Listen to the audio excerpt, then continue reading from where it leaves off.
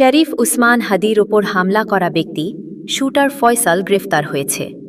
ঠিক এই সময় একই আসনের মির্জা আব্বাসের সিঙ্গাপুর যাওয়া কি নিছক চিকিৎসার উদ্দেশ্যে, নাকি এর পেছনে আছে বড় কোনো রহস্য? হ্যাঁ, আজকে আমরা উন্মোচন করব অন্ধকারে লুকিয়ে থাকা সেই অকৃত্রিম রহস্য। আজকের এই ঘটনাটি যেন নিছক কোনো খবর নয়, বরং রাজনৈতিক অঙ্গনের ভেতরে জমে ওঠা এক অদৃশ্য ঝড়ের ইঙ্গিত।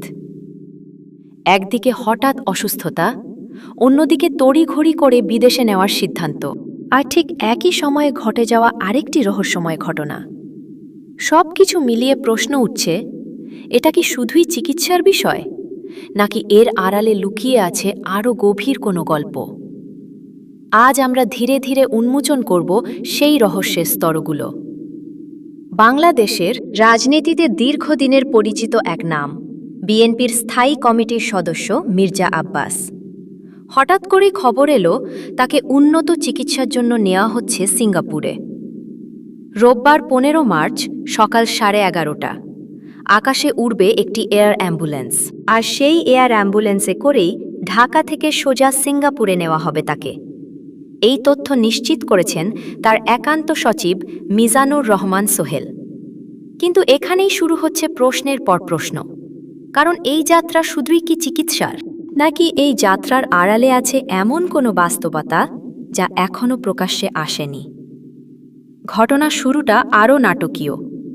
গত বৃহস্পতিবার রাজধানীর ব্যস্ত নগরীতে তখন ইফতারের সময়। দিনভর রোজা শেষে এক গ্লাস পানি মুখে দেওয়ার মুহূর্তেই হঠাৎ যেন সব কিছু থমকে যায়। মুহূর্তের মধ্যেই অসুস্থ হয়ে পড়েন মির্জা আব্বাস। চারপাশে ছড়িয়ে পড়ে উদ্বেগ।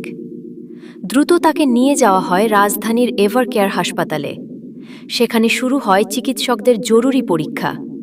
সিটি স্ক্যান করা হয় তার, আর সেই রিপোর্ট দেখেই চিকিৎসকরা যেন কিছুটা উদ্বিগ্ন হয়ে পড়েন, কারণ রিপোর্টে ধরা পড়ে জটিলতা।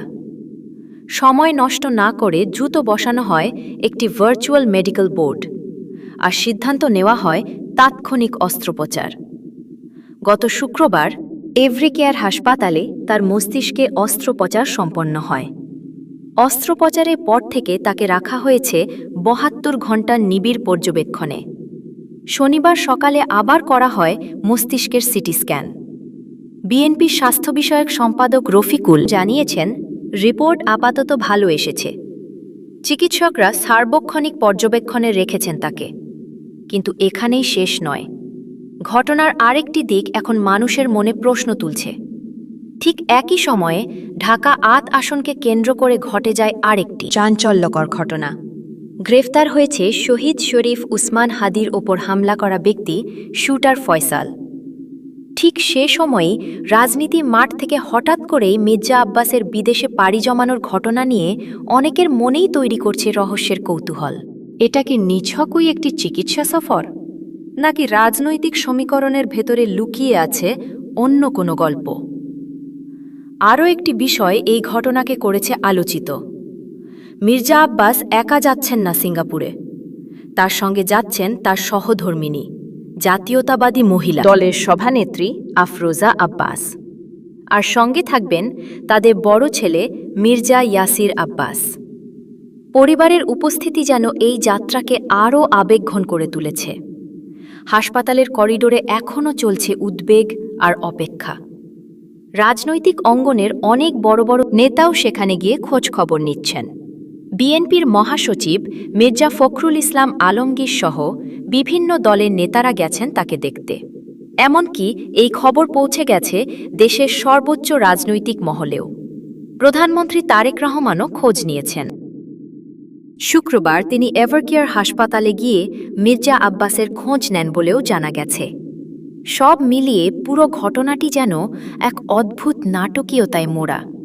একদিকে চিকিৎসা, অন্যদিকে রাজনীতি, আর মাঝখানে দাঁড়িয়ে আছে অসংখ্য প্রশ্ন। সিঙ্গাপুরে চিকিৎসা কতটা সফল হবে, আর এই যাত্রার পেছনে আসল গল্প কি?